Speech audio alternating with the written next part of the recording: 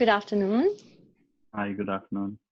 Welcome to the 8th episode of Sunday Sessions. And joining us today is Mr. Jay Poudyal. And I'm sure most of you already know him, but I'm still going to do an introduction of him, which I always do. It's like the ritual. We always start with an intro to our guest. So I'm going to read it out for you.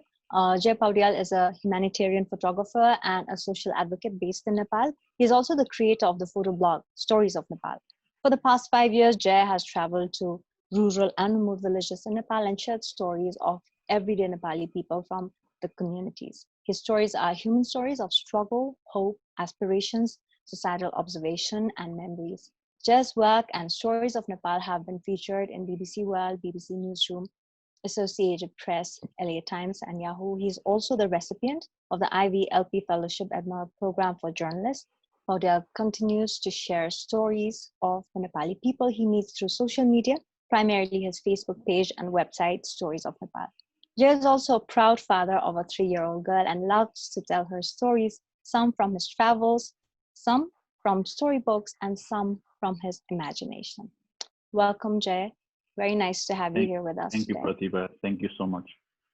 Thank you. I'm really happy to be here. What would you like to say to our live viewers? I'm just thankful, to be here, and and thank you for for all of you for allowing me this opportunity to share my story.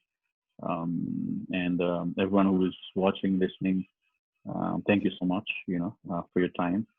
And I hope it's just a human story, So I'm sure there'll be something, bits and pieces that you'll be able to relate to, So yeah, please listen if you can. Thank you very much. So thank you all for joining us, those of you who are watching us live. And I hope you will have questions for Jay. We always have a lot of questions. So we usually speak to each other for 30 minutes, and then we always start taking questions. So when you have questions, just put them there. And my teammates, Shifali and Vishal, who are also here with us in this conversation, supporting us technically, they will help us with the questions and we'll take them up. So Jay and I have been talking to each other for a while now about the amazing stories that he has brought to us. And I cannot even begin to tell you how moved I am by all these stories that he has brought us over the years. So I feel like this would be the question I want to begin today's conversation with. Where did it start for you, Jay, this journey of discovering stories? Yeah. Yeah, thank you. I get this question a lot. I know. But, and then like for me, like this is probably the most difficult question also. I could just point at a date and say like, okay, this is the day when it started. But in retrospect, when I look back, it's the blog started, before it actually did, So for me, like it's difficult not to go back to my past when I say like when Stories of Nepal started. We've spoken about this before, so I was going through a difficult time in life, and I had pretty much lost everything that one hopes for in a life, So I've come to a point where I really didn't see anything, there was no light at the end of the tunnel, and whatever I was doing was really not making me happy, it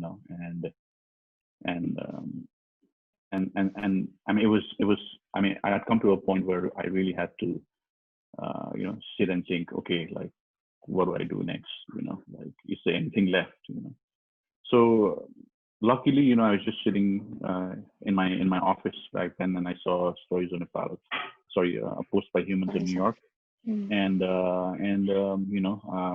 immediately I thought like, oh, this is something that I can do, I loved the format, and like immediately for me it was like, oh, this guy is doing, talking to people in New York, which is just a city, but like Nepal is so diverse, and I think the stories that we can listen to here are more timeless. It's like it's more to do with not just the individual, but the entire community, the society, the collective history, So, and I think like the spirituality in all of these stories were so diverse.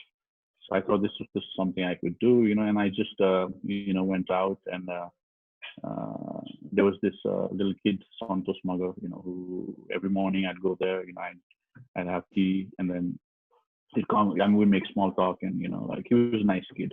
And then, so I just asked him, I just, hey, like, I want to take a picture. I want to ask you a few questions, and then, and I asked him, like, do you prefer working or do you prefer, going to school? And he's like, no, I don't want to go to school.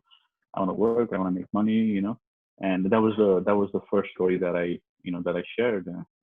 I opened a page. I looked for humans of Nepal, obviously, and but apparently that page was taken, and then it got me thinking, okay, what would be the next good choice, And then I thought Stories of Nepal had a really nice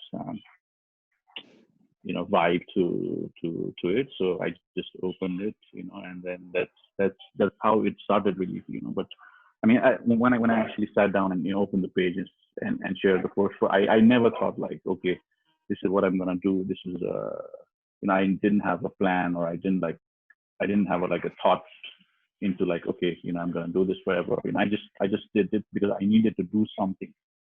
I really needed something completely different from what I was doing. So this that's how it started. So you wanted to call it Humans of Nepal, but because it was taken, it became Stories of Nepal, right? Do you regret not having been able to use that title, or do you now, after all these years of doing these stories, feel like Stories of Nepal is a more apt name for the work you're doing? Actually, I'm glad that I didn't find humans of New York. I mean, Humans of Nepal. I'm glad that didn't happen. I'm so happy with Stories of Nepal. Although like I like at the inception, I drew a lot of inspiration from Humans of New York and Brandon Stanton. But as I traveled and as I met people, from all walks of life in Nepal, I mean, I could see that the stories were similar, but also very different, from New York, because we are a completely different ecosystem. It's just the opposite side of the coin, and like over the years, as I started as I started reaching, more remote parts of Nepal, as I started visiting different communities, as I started to explore more, I feel like Stories of Nepal has crafted its own path, and for me, I think stories also represent is also a representation of the life that I've led, So I think it's more personal, if it was Humans of Nepal, then I think it would just be one of the many human websites that Humans of New York has inspired. But because Stories of Nepal is Stories of Nepal, and I feel like there's so much of personal, things that I can relate to with Stories of Nepal. So I'm actually, glad that I named the Stories of Nepal. Also, I feel like story is such a beautiful word in itself. Um, it's poetic, and it's also everything else. It's also, it's fact, but it's also poetry, or so I feel about the word story. And I feel like it's probably also a great way of drawing people in, because I think it's human nature to always be drawn towards stories, and storytelling is such an inherent trait among human beings, and we are probably the only the only living beings that are able to tell stories, because no other living being is able to pass on stories or tell stories to their offsprings or to other people in their lives, right? And I just feel like stories is what makes us so special, and I'm so glad that you have that name, because I do feel it makes the whole idea of storytelling, the kind of storytelling you do, so special.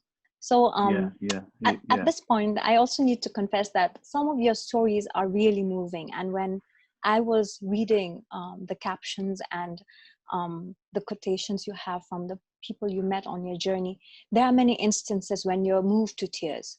And I think it's such an amazing gift to be able to move your readers or your audience to tears as a storyteller, right? But I also keep Yeah. thinking about your interactions with all these different individuals you met during your journey.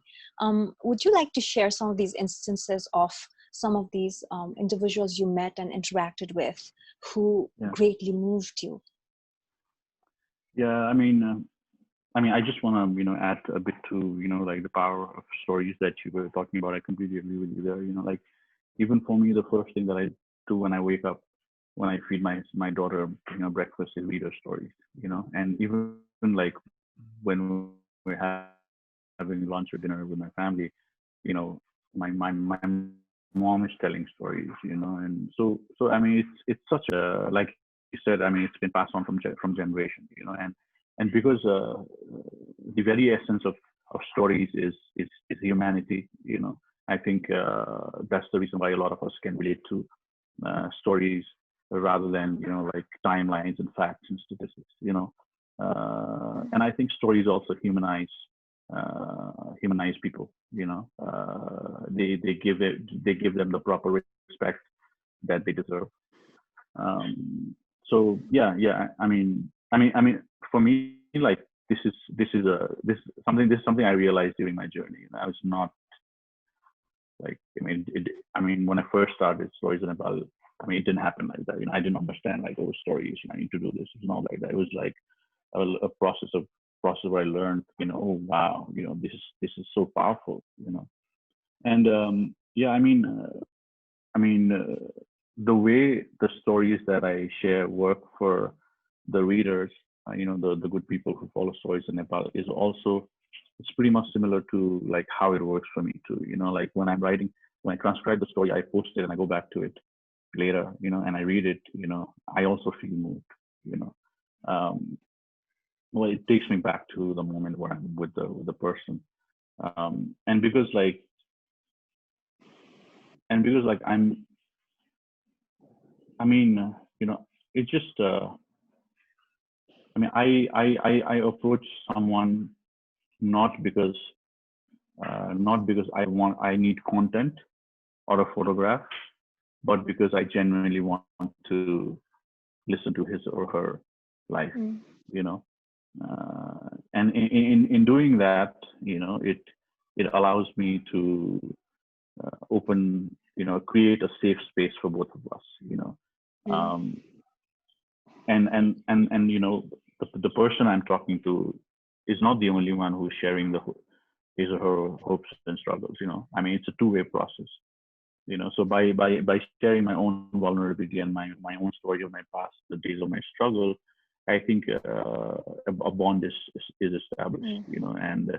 And a trust is there. So And if I once may that happens, interrupt you there, if I may just interrupt you there. So when you are having these interactions with different individuals, then it's not like how we've seen the traditional Q&A forms of interview, right? So the way you interact is it's a two-way interaction where you are sharing your story and you're also hearing the story whoever you're speaking to has to tell. And by yeah, that, you mean that you're creating this safe space where you are able to share your story with one another. that's right. Is that I is that mean, correct? yeah, I do not like overpower or control the conversation. Mm. I share my story where I feel like I can also trust the person I'm speaking to. Uh, so I let the conversation be as directionless as possible. For me, like the principle is what the other person wants to say to me is more important than what I want to know. Like what I want to know comes from agenda. It comes from um, you know it's a basis for extracting information. Like, so I let the person say what he wants to say, because he or she is saying it because it's important, obviously important for them. So I refrain from asking a lot of questions. But again, like there are times when I'm partnering with other organizations and I'm working with someone. there are certain broader themes that I need to touch upon. Like for recently, I worked for this organization called Dignity Without Danger, and I was traveling to the West to explore stories on menstrual practices. So this kind of required me to base some of my questions. I mean, the stories revolved around menstrual practices, but again, like for me, like I didn't want to directly ask those questions. I wanted to know about the person more, than the menstrual practices. Mm. The menstrual practices, the stories revolving around that would come automatically. So I spend as much time as possible talking to this person about his or her life, and then only later at a later point of time when there is I just let it unfold. I let the person know, okay, this is what I also want to know. So yeah, I mean sometimes like I just go and someone's in a small hotel like a tea shop, and I just go sit there and we have tea, and I say, hey, look, this is what I do, and I really want to know more about you, and the other person starts speaking immediately, like, and I have to tell him, hey, wait, let me settle down, So people are so welcoming, and they're happy to share their stories. Yeah. And you also have the knack of drawing people in. I mean, that's a gift as well, right? To actually have people open up to you and start talking to you. But going back to what you were saying, so you said you were doing a series on menstrual hygiene, right? So Yeah. this involves speaking to women as well. Yeah, it was mostly women, only a So few men. how does that work? Like when you were saying that, I was wondering how does it work for a man to be, walking into spaces where spaces that we consider mostly female, right? And to start Right. talking about some of these, to have some of these very intimate conversations. How does that work for you as a storyteller? And like, what were some of the things you did to ensure that you had won somebody's trust before you had an interview around that topic? I mean, for this particular one, I had an amazing group of girls and women who were behind me. They'd seen my work, and they wanted me to work with them, to get these stories, because I mean, they felt that they felt that like I would be a good person to go and interview. So I was introduced to all these women and girls before I actually went to their communities. So there was some sort of trust already there. Mm. But again, like this was kind of new for me too, and I was so happy that all of these women like gave me like a role, in the bigger project. So I just like I approach it like I always do, just I went with the utmost humility. I respected the space, and I asked them, okay, this is why I'm here. You can share what you want to share with me, and so it wasn't really difficult, I would say, because I stayed with them, and we would not only like talk about the stories and menstrual practices, but we talk about other things about life, because I'm spending my time for at least a week there, so every morning I would wake up and I spend time with these women. I just walk with them. They take me to their house, like different households, and they'd introduce me, and I just sit there, so it wasn't so difficult, I'd say. So your style is not to parachute in, but to actually spend time, get to know people, and Yeah, then to absolutely. Yeah, understand the yeah. I mean, stories before telling them. yeah. Because I don't. I mean, this is. I mean, I do stories of Nepal for myself also. Because this Mm. is something that has kept me sane. And hearing these stories, I feel a sense of belonging. And the loneliness and the void that I had inside of me. These stories fill it up. So I also do it for myself. And I really need to be humble, and really need to be clear about why I'm doing what I'm doing. Mm. It's I mean, I'm sure like there are people who say, oh, this is a photo blog and this guy goes and takes pictures and shares stories, but it's much more than that. Through these stories, and it's given me a direction in life. A good orderly direction. So I'm just careful, with sharing stories, and yeah, I do it, with my head down, and I just I just try to go with an open mind, and it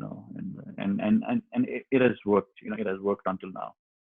And I think by that you've also inspired so many other people, because I just have this sentence from somebody who Shefali just posted it here. So she's Pooja Shrestha, and she says, Jay has been inspiring for the new generation. So yeah, It's I do think you're. Yeah, I mean, I'm so grateful to get messages and emails like this, But again, I mean, I don't go out and share stories to inspire. You know what I mean? Like the stories So why do you in tell themselves. stories? Because you once told me during one of our conversations, you said it is stories that save us, and I kept thinking about that line you said. It was stuck to my head, and I kept thinking it's so true. It is stories that save us, right? But then I want to Yeah, hear from you. absolutely. Why do you say stories save us? Like I mean, I feel like trying to share an inspirational. The weight of having to share stories that only inspire, is such a burden on storytellers, because not all stories can be inspirational, there's True. so many different kind of stories, so I don't go and seek out stories that are only inspirational, like how can I go and talk about inspiration in a house of a Dalit woman whose house has been collapsed by a flood, like how can I go and ask her about happy things? You know what I mean? Like, so Yeah. it's so I mean, I share stories as it is, and not because people can derive inspiration, or people can derive gratitude.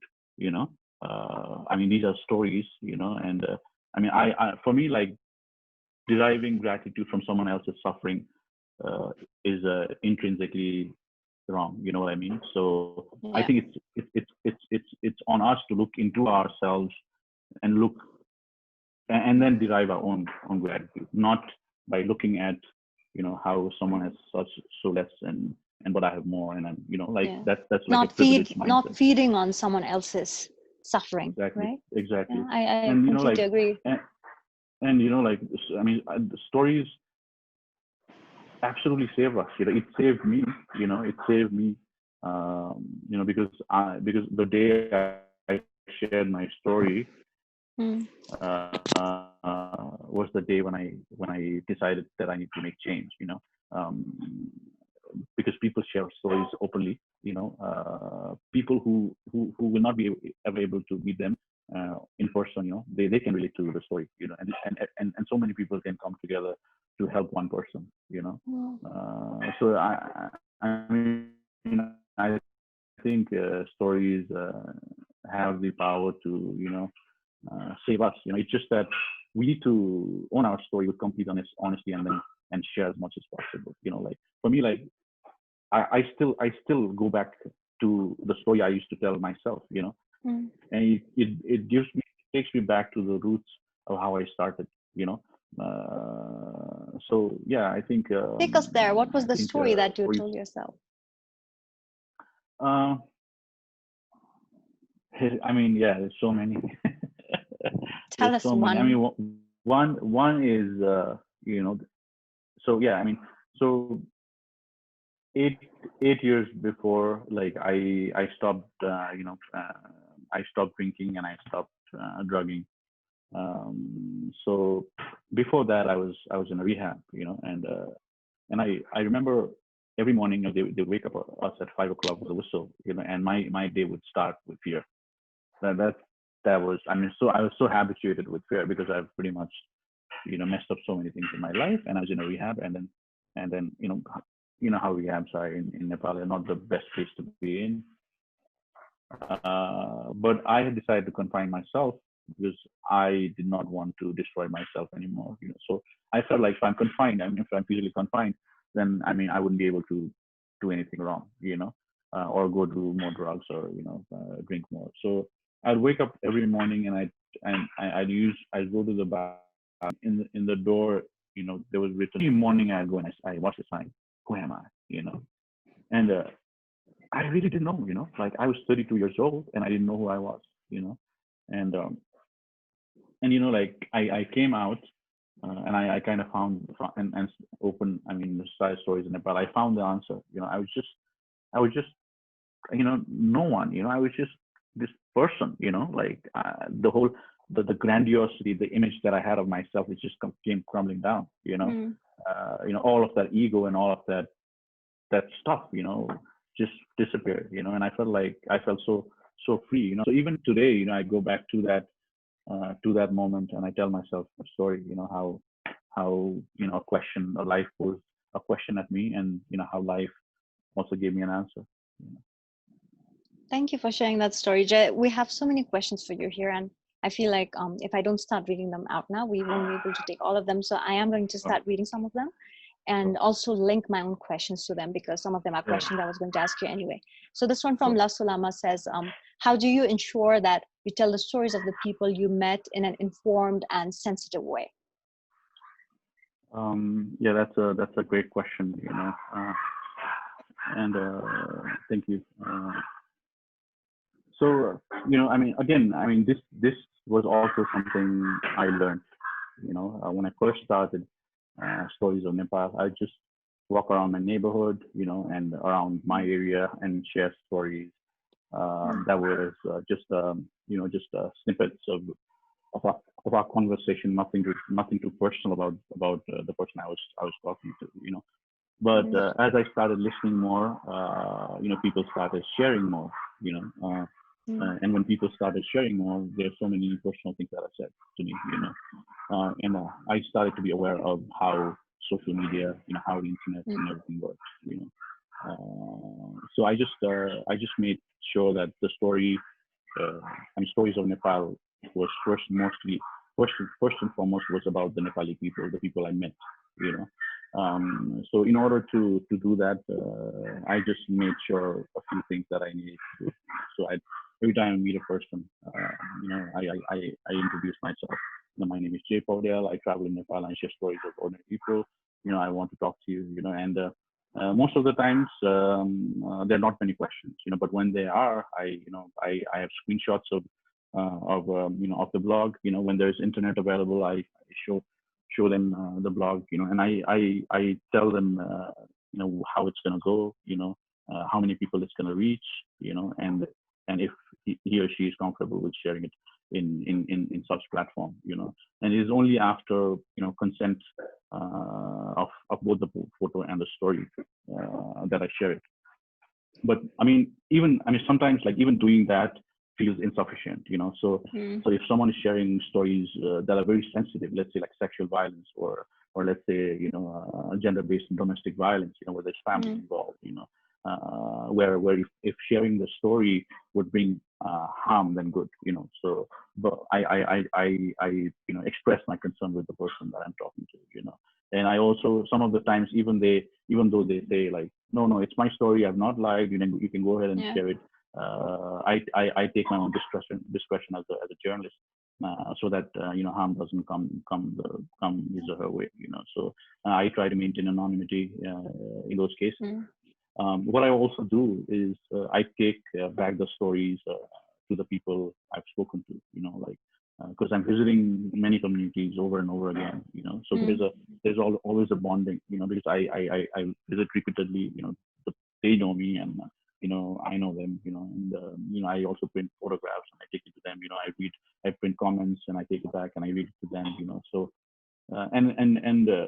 I also feel like if I'm able, because they've welcomed me into their homes and shared their stories with me with complete and that's trust. such a privilege, right? Yeah, they're letting you into their lives. Exactly. And then for me, like, I feel that the cycle of the story is complete when I'm able to give back in some form. So in many communities that I've gone to and I've shared stories, I've done fundraisers, and I've helped individuals, and I've gone back to them. So I try my best. I try my best. But again, as a human, I might have made mistakes. I might have faltered. But again, it's a learning process. And for me, the core of everything is the people that share their stories with me. And also that's the cornerstone of Stories of Nepal. And also the way you decide whether or not these stories should be out there. I mean, I really like what you said about even when somebody you've spoken to has given you the consent to run the story, you always use your own sensitivity toward whether or Yeah. not the story should be put out there, because oftentimes, and I see this because I find consent to be such a fluid concept, because somebody gives you the consent to run a story, but in the long run it might actually cause a lot of harm to this person who you've Exactly. spoken to, and this person Yeah. doesn't realize it. And I think as journalists, so many of us have had to do that. It's a great story, you've taken hours or sometimes days talking to this person, trying to do the Yeah. story, and then you have to drop it at the end because you realize that you'll be causing more harm to the person you've spoken to, right? And I think Exactly. that's Yeah. such an amazing Yeah. way to work, because you do have to also protect your sources from your own gaze as Yeah. photographers and as photojournalists and as storytellers, because sometimes we tend to sort of broach upon that line of voyeurism, right? Because we Yeah. are being voyeuristic also when we are sort of Very true. looking at other people's stories. So I'm really happy to hear you talk about this, because I feel like you Yeah. also brought an important point to the fore for some of our journalist friends who are also in this conversation right now. Yeah. And with that, Jay, I'm going to go back to some of the comments here again. There is this line from Shaguni Singh Shakya, who says, Jay has exposed us to a wide range of issues in Nepal through his simple and heartwarming stories. He makes us understand the people of Nepal better. And then we have 3 questions from Abhushan Gautam, which I will read out to you. But also in the meantime, I wanted to, I don't know why, but when I was reading Shaguni Singh Shakya's feedback, it somehow took me back to this girl you interviewed in Barpak, who's actually just lost her house in the earthquake. And that's actually one of the stories that moved me to tears. And she says that her late father was a postman, and she also says that that's what she wants to do, right? Because she wants to be able to read out letters for people who cannot read. And I felt like that was such a noble way of wanting to do something with the skill you have of being able to read something, and you're That's using that for yeah. somebody. And Yeah. I was arrested by that story, Jay. So I was just Yeah. wondering, do you want to share some of your experiences Yeah. talking to Yeah. these amazing Yeah. people you Yeah. spoke to Yeah. I during have. that Yeah. during that I have. Yeah. I would love to. travel? Yeah. I mean, yeah. The story that you just just said, it was about Dut Kumari Baini. I met her in Barpak, and her house had. I mean, during the earthquake, they were on the day of the earthquake. They were constructing the house, and there were people who were helping the family. And her mother had put on tea, on the fire for the people, who were helping. And the the earthquake came, and then the fire kind of burnt all the house and everything they had.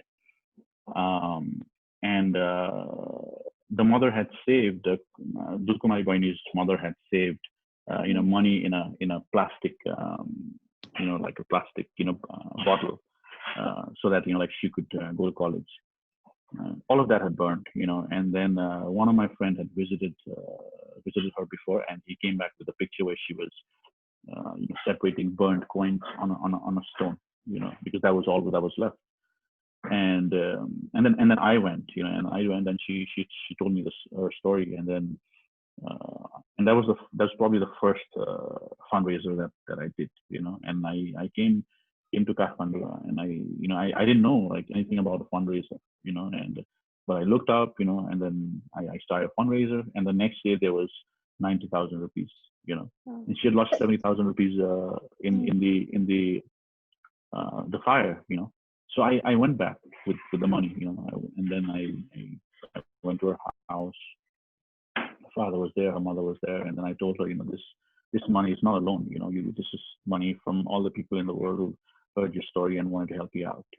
And I captured a moment where Dutkamai Bunny is hugging her mother. There's money in her hand. And even today it moves me to tears. Thinking about that. And it was on my second trip that I actually spoke to her father.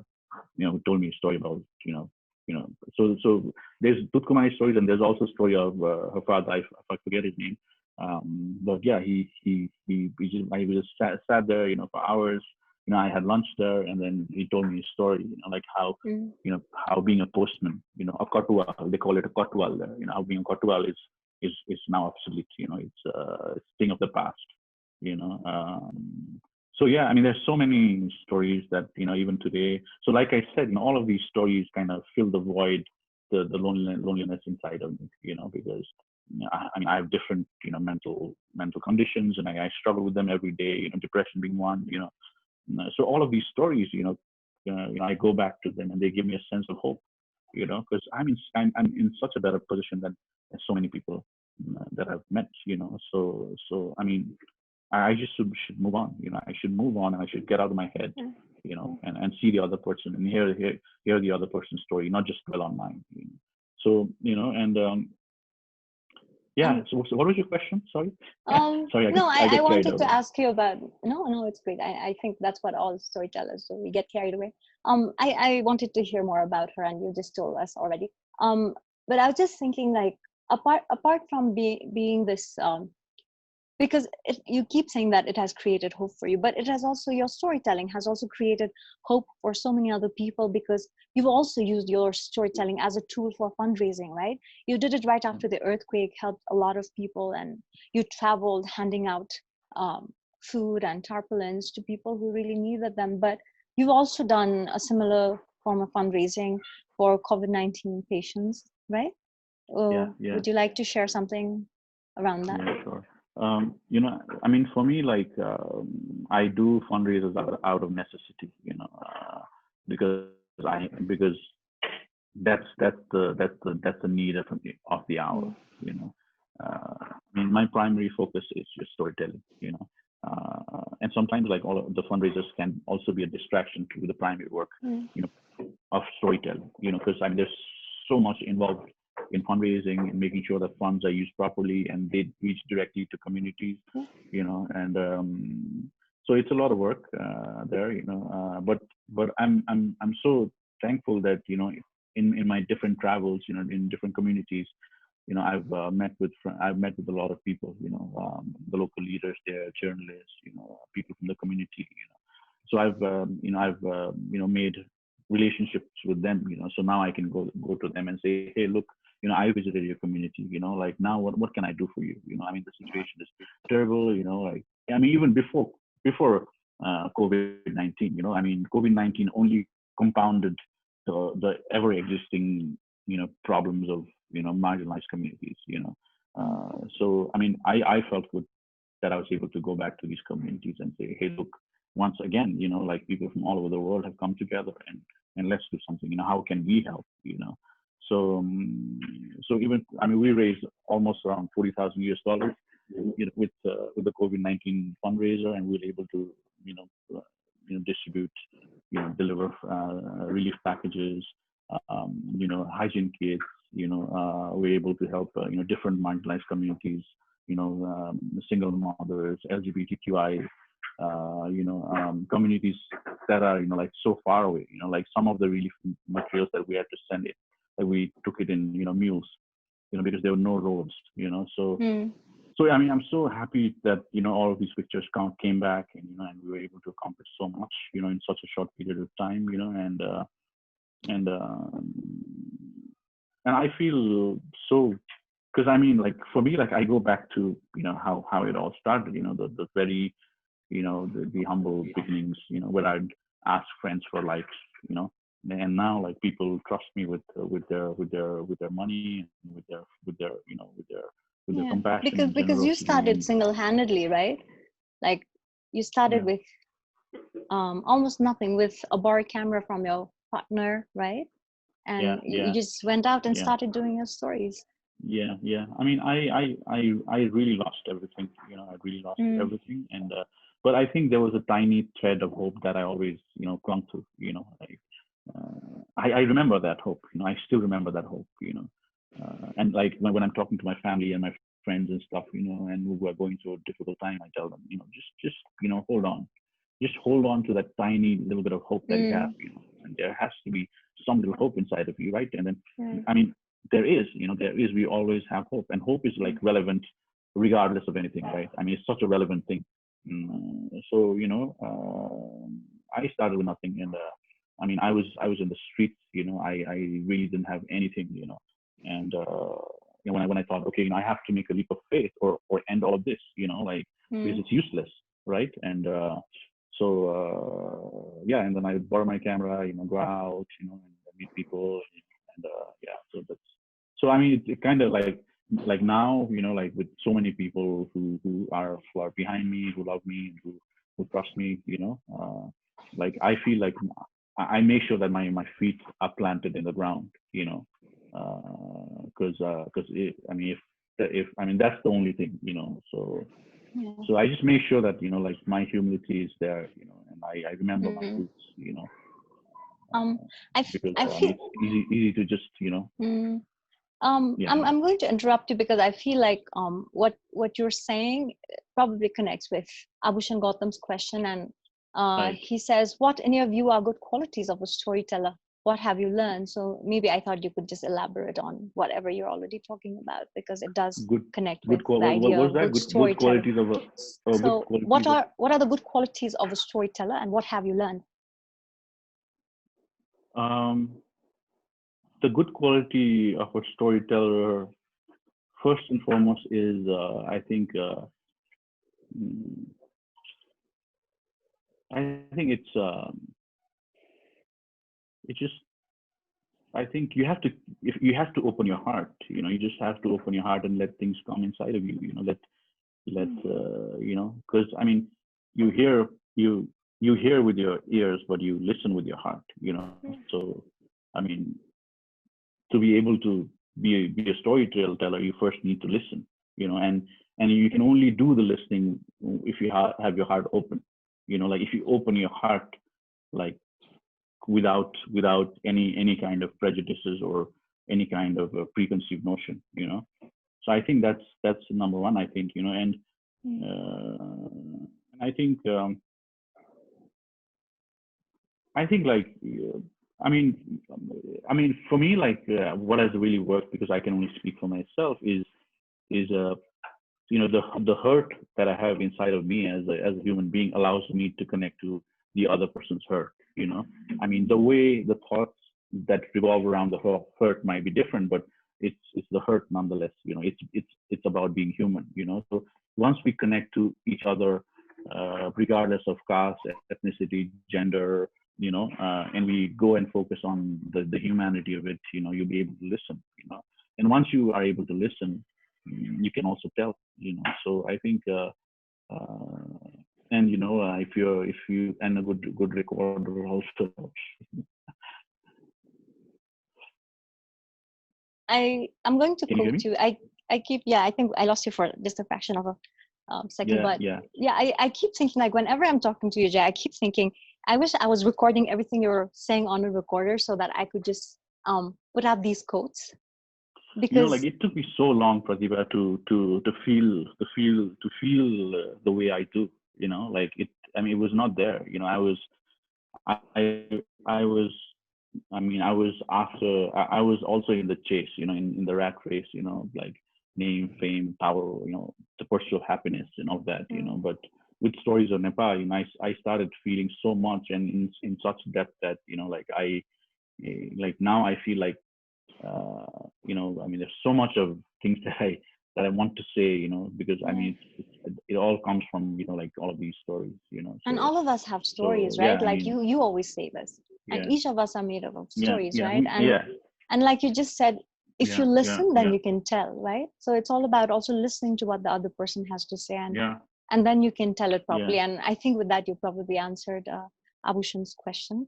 And because we have so many questions from you, I'm going to keep moving on to yeah, other questions. So this one is from Nirav Kayashta, and sure, he says, I greatly appreciate how Jayaji takes so much pain traveling to corners of our sadly beautiful country. It tells us these moving stories from the resilient people, and his pictures are always awesome. Thank you so much. Stay safe. Okay, so that wasn't really a thank question, you, it was a Nidhi. Thank you message, very but I much. think we have a question Yeah, thank you so from much. I really Lasulama, appreciate another it. Thank you question. very much. Oh, okay, Nirav Kashta does have a question, so I'm going to read this one out first since we're Okay. still talking about him. I also have a question. How do you record all these poignant stories during your travels? So maybe a little bit Yeah, about the process of yeah, collecting and sharing stories. right, right. So, once I've spent a, significant amount of time with the person, I say like, okay, can I share this story in Stories of Nepal? And so we go back to, we go back to like basically sitting down and going over what he shared with me again, and I have a recorder, I record it, and after everything is finished and I'm leaving, I take a picture, so yeah, and then I come home, I transcribe it, and I share it. Yeah, I don't know if I Um, answered that. Yeah. but also in terms of, I think, how are you selective about the stories you're telling, or are you? Because when I look at your work, I also feel like you put a lot of effort into curating, Right. curating messages and issues as well, because you have shared stories about a lot of people who've been through struggles of their own, or Yeah. people who have survived certain incidents, and people who've had Yeah. these really sad, tragic stories about uh, tragic lives, let's say, but have also emerged sort of, let's say, scarred, but also stronger, perhaps. And there are all Yeah. these stories that I feel like you must have put a lot of thought into in curating, because it is something that, I mean, it just comes across as something that you put a lot of thought into. So I'm just wondering, like, is that something you do consciously, or do you just feel like every time you talk to somebody and you have an interesting photo or a good quote, you feel like, okay, this has to go on? Or are you more, um are you a planner in terms of how you curate these stories, because you're curating your own work as well, right? Yeah. Not really. Like during one visit, like if I go to a community and I, like speak to so many people, I come back home and I share most like almost 99% of the stories. Maybe it's a one line quote, or maybe it's like several parts. So it just depends on like how I was able to talk to the person, what he was Mm. able to share with me, but I mean, now like I feel like, who am I to like judge what should go in the story and what should not. Mm. So I mean, if you go back to Stories of Nepal, I mean, the stories have started to become longer and longer, there's parts and parts and parts. Well, I Mm. could just have could I mean, I could have just put an extract, but now I feel like, no, like everything needs to go in there, like everything this person has said me and told me has to go in there. So now, like, for me, like, I don't feel that I have the right to kind of cut things out, you know, which I deem unnecessary, like, so now, like, I just listen to the entire thing and the entire conversation. Sometimes it's an hour, sometimes it's 2 hours, sometimes it's like fractions of so many conversations, Mm. and then I like sitting down and transcribing it. I mean, it takes a lot of time. So I mean, for me to be able to write one story like takes at least at least a day, or and sometimes, like, as I've become a father, I always don't get time, like it takes me a few days also, if these are long Mm. stories and if these are sensitive stories, and for me, like, now what I feel like is like I question my work, like, very frequently, what is it am I adding, like, is it even good, or is, Yeah. is it Are even, you, like, or are you so adding for to me, more clutter, right?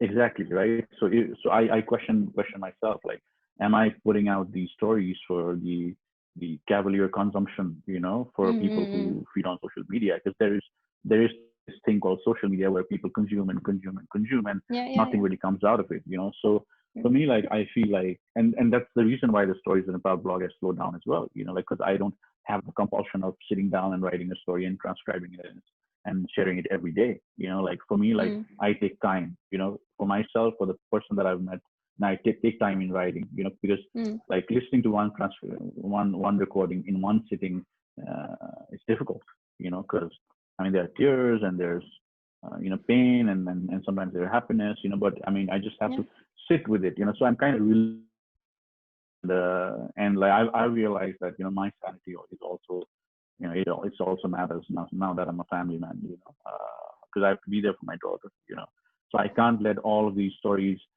consume me, in a way that I can't function anymore. I mean, it has happened in the past where I go and I listen to these stories and sit down to write, and I'd just be so depressed.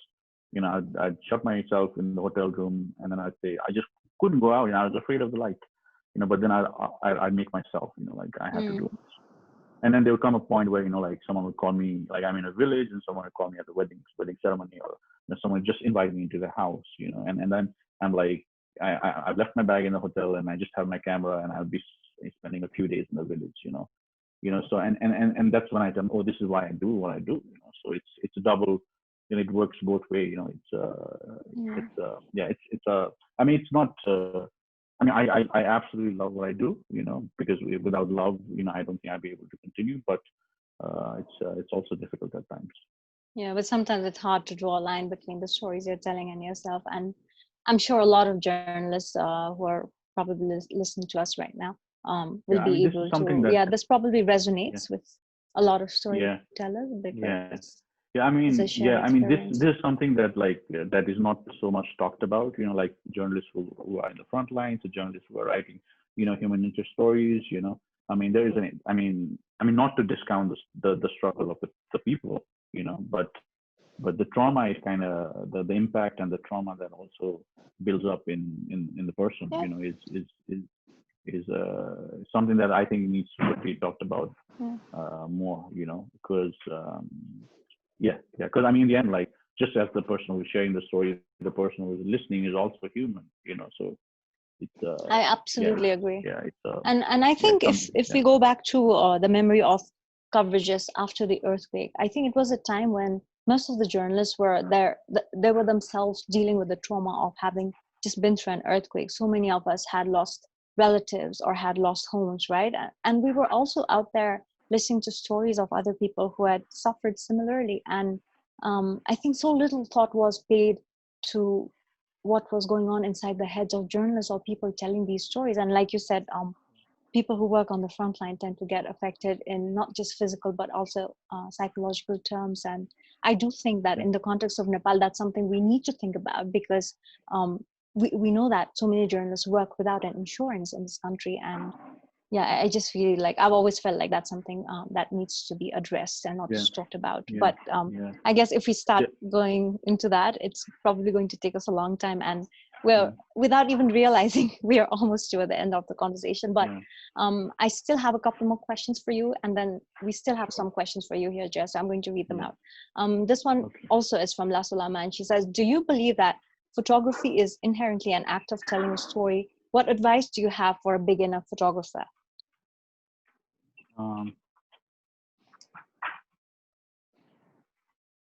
I think I think I think a photograph, it lets the person who's looking at it come to their own conclusion. It allows them freedom to interpret in a way that they are comfortable with. So I mean, a lot of the things that have influenced them in life come to play when they look at a picture. But again, so I mean, there's so many pictures that, I mean, you just don't need a caption. You just look at it, you understand it, right? But again, so many pictures, especially portraiture, I think they need a context. They also need the other side of the coin to make it one unit. So I mean, also it also depends upon, like, what the photographer intends to bring out. I don't know if I've answered the first question, or I don't know if it was even a question. Anyways, like the second, like for the beginner, a photographer, like who wants to start pursuing the hobby or is passionate about photography, is to just go out and take as many pictures as possible. That's how I did it. I didn't have any formal education. I didn't have, like, the best of cameras. I just went out and I just took as many pictures as possible. And I come back home and I see, like, okay, this is something that I like. And then, like, I started researching because I mean, everything is available online today. Like, so it's just a matter of fact, like, yeah, like sit down and practice and do. Like, I mean, reading tons of books never helped me. But carrying a camera and going out and taking a picture, taught me more than all the theory behind it. So I'd say go out, because I remember being fearful. Like, even before I took a picture, I was afraid of, like, if the picture was going to be good or bad. Because I think that's a lot of that's the biggest struggle for artists. Even before they create art, there's a fear that impedes them from doing something. I think, and it applies to a lot of things in life. We kind of want the idea to be very precise in our head, and then we want it to be perfect before we actually start. So I think I suggest, like, just start, go out, take pictures, and yeah, the rest will come. Brings me to this question that's been playing on my mind, Jay. So with um, with Instagram, if you go on Instagram, you almost feel like or let's just say with smartphones, you almost feel like everyone now is a photographer, because we're all taking pictures of what we see. We're always posting. Of course, a lot of it is also selfies, but it just makes me wonder, like, what has that really done to photography? I mean, has it made photography irrelevant to us, or has it made it so relevant that it's most of the time even out of context? What's your thoughts on what this ability to take pictures has done to us as humanity? Um, yeah, that's a very difficult question. That's a very difficult question. Maybe Something I that I really need to sit. overcomplicated it. Uh, can you please, yeah, say it again? Okay, so I just wondering, like, whenever I see like so many people taking pictures of everything and just posting it out there on social media, it makes me think about people who consider themselves serious photographers and who invested themselves in photography as an art, right? It has been Photography has been art, like it is a form of art, and we have had photographers, we still have, who invest themselves in photography as a dedication, as something they want to do as an art form. But then you also have everyone taking pictures now. So my question is, what has that done to photography itself? Yeah, I mean, I think we spoke about it before also. Can you, Yeah, yeah, can you yeah, hear me? go. Listening, Can yes. you? Yeah. Okay. No, I was saying, like, yeah, we spoke about this earlier also. Like, because I mean, it's definitely allowed people who love taking pictures a way to do it conveniently, right? I mean, the mobile phone has kind of become an extension of the physical self. Like, Mm, we are yeah. always with the phone, and it's always become like part of our physical thing. Yeah. So Mm, and I think people also love to live through images. It's so when they take a picture for Instagram, uh, I mean, it's not the real moment, but it's the projection of the real moment. It's their idea of the real moment. yeah. You know, uh, and I think, like, even through phone, like, it depends on the person who's taking it. Like how he takes what is his approach to taking a particular picture. So that also defines, I think that also draws the line between just clicking and taking a photograph. Because I mean, what's the thought process? Is there even any thought behind it? Or are Mm, you just doing it for entertainment, or are you just doing it for Instagram? But if there is some sort of thought, I think it makes for a photograph. But yeah, I mean, the downside, I think, is we lose our memories. And by taking a picture, we are not creating real memories. mm, We just creating airbrushed version of the memory, which in itself is not the reality. Like, so the more we do it, I think we disconnect from the reality. I mean, social media is doing that to us. It's isolating us. It's making us lonely, so that we can go outside and buy more shoes, or more clothes, or more of things. We consume and consume, because I mm, mean, we're told through social media that we are very inadequate. Yeah.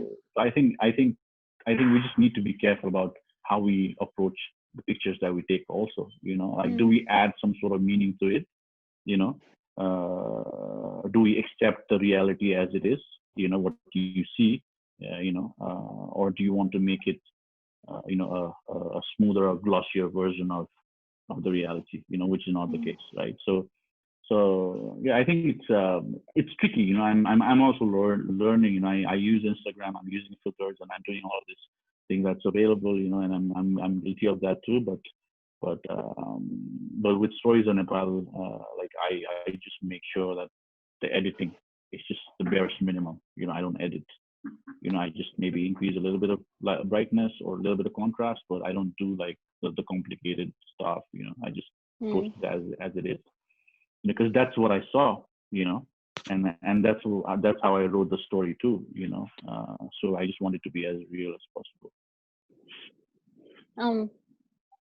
Um, I have more stuff out here, Jay, that I need to read out to you, but because we're still talking about photography and storytelling, I was just thinking, like, I'm just wondering, actually, what are your favorite stories in terms of who do you look at or read in terms of photography or storytelling, or look up to?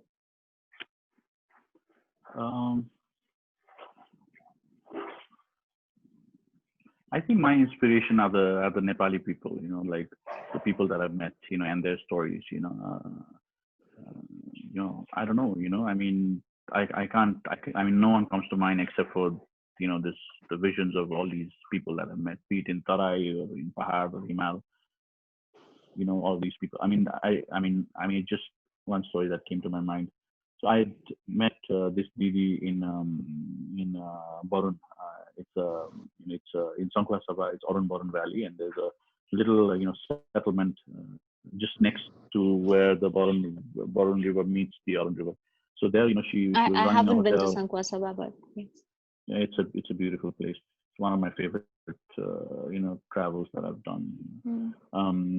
So yeah, and then I was there, and then so my camera was on the desk, and she came and she asked me if I wanted tea, and I said yeah, and then like I asked her if I can take a picture, and she didn't reply. She didn't say anything, but I just waited there patiently because I so wanted to take a picture, and I waited and waited and waited, and lunch came. She served me lunch. I asked her again, because I had to reach on some another place. I had to like 3-4 hours of work. Like walking was left before I could, find somewhere to sleep. So and then like she disappeared for like half an hour, and she came back like with the prettiest of like her traditional Lomi costume, and all her ornaments. Like she wore all of it, like, and then so yeah, and then she's like, okay, come on, take a picture, So that was I mean, it just just So took sweet. me back. Yeah, it must have been one of those moments where you have captions saying, okay, this was one of the moments where that doesn't need a caption, or where no words were exchanged. You have some captions like that for some of the stories. So Yeah, okay. I have a comment and a question, I think, for you from Anna. She has a rather long name, but I'm going to try and read it out. I might not pronounce it correctly, Anna, sorry, but I will try. Fridlinskaya. Anna Fridlinskaya. Okay. Enormous respect to what you do, Jay. Luke and I discovered Stories of Nepal in November 2017 from the In-Flight magazine, coming back from far west Nepal, and been closely following you ever since. Please outline your plans for the next year or two, or if there is a way to support you in your efforts.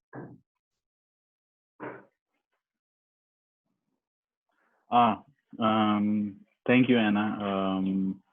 Yeah, I remember, one of my friend who wanted to publish that interview, and I was so open, with her, and yeah, and it was good to read it in the Insight. So you were able to read the article. There are two ways you can fundraisers that I do so that the funds reach these communities.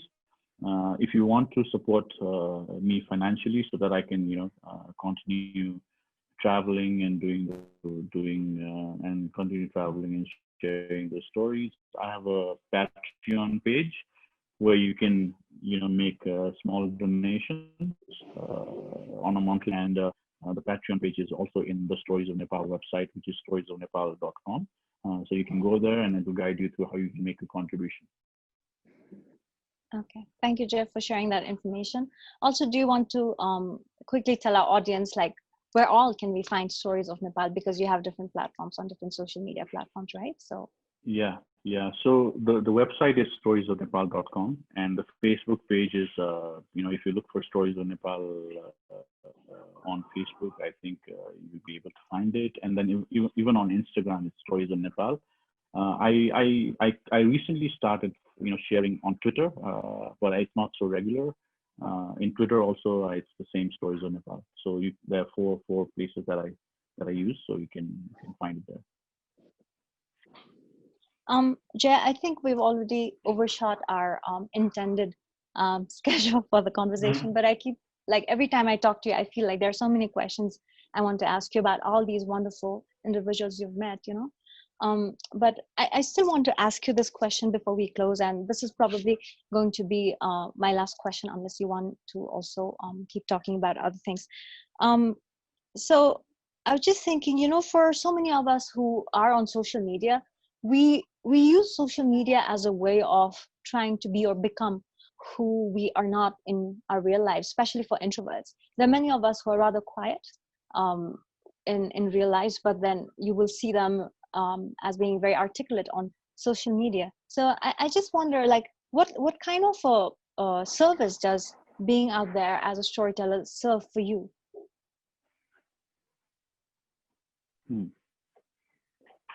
First and foremost, I think it allows me to express my feelings, with I mean, it's always easy to open up to a stranger, because like last time we spoke about, in families, we're so used to each other, we're so used to each other that there's so much of baggage, let's say, and we don't have, we're consumed with the the multi dimensions of the relationship, where there's back and forth, so we really don't listen. But with a stranger, talking to a stranger, it allows me to kind of open up, because like I'm myself a recluse, and I don't talk too much, I talk very less. But yeah, I mean, going out there, and being in a new place, staying in someone else's house, eating their food, sometimes cooking for them, you find other families, you find new friends, you forge new relationships, and this is based completely on the fact that both are human and both trust each other, and so it's like, so I mean,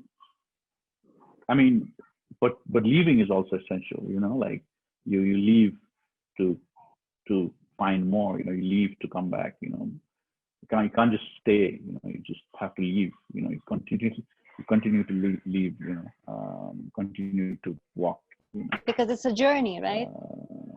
because so many, exactly, like I love this poem by, like Miles to Go Before I Sleep and Miles to Go Before I Sleep, like Frost. Yeah. Robert Frost, yes, Robert walking Frost. by the walking by the woods in a snowy evening, that's such a great poem for me, so it keeps me like reminding, I have to walk, I have to keep on,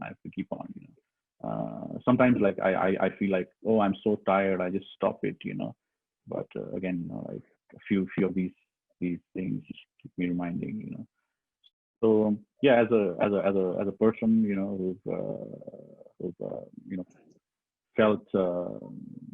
felt pain in life, and tried to come out of it, and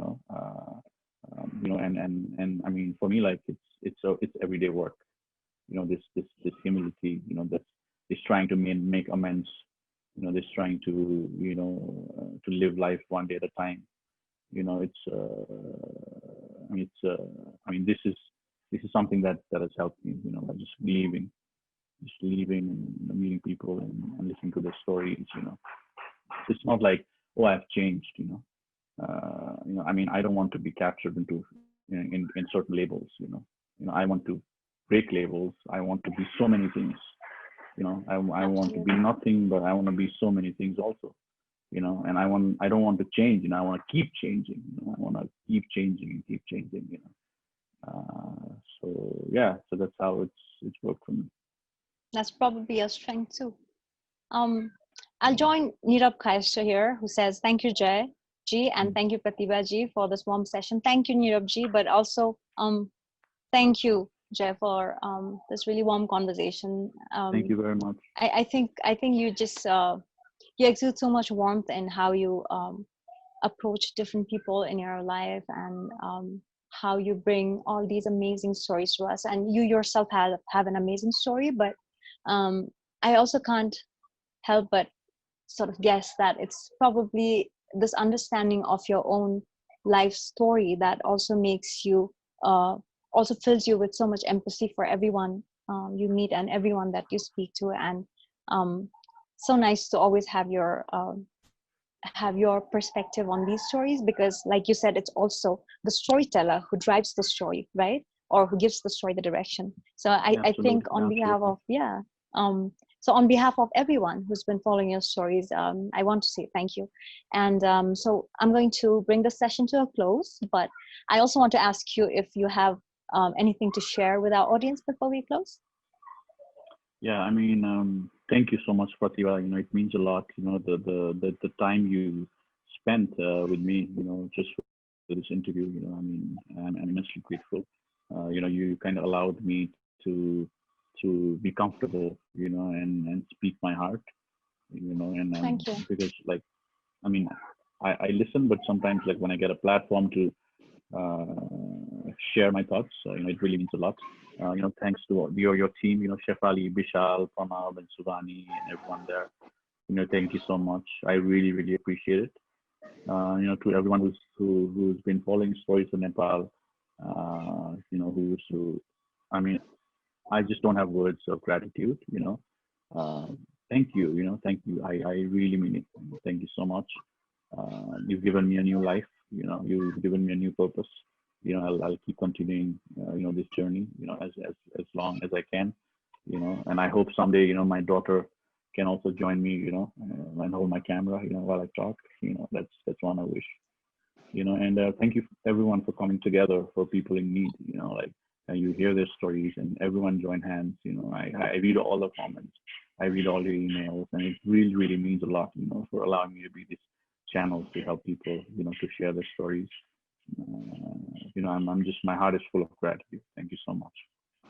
Thank you so much, Jay. And also on behalf of Sunday Sessions team, I want to say that, and this is from Shefali, Vishal, Pranam, and Suvani, and myself, from all of us. I want to say that we do look forward to seeing Stories of Nepal in the form of a book of some sort in the future. And I think that'll be a wonderful gift to everyone who Yeah, loves looking at and at yeah, reading your yeah, stories. Thank you yeah, so much for all the time yeah. you've given So us and for joining us here today. I also want to thank our amazing audience for staying put with such a long live conversation. You've all been wonderful. So thank you. Thank yeah, you, Jay. I'll close with yeah. that. Thank you so much. Thank you. Take care. Stay safe. Thank you. Yeah. Yeah.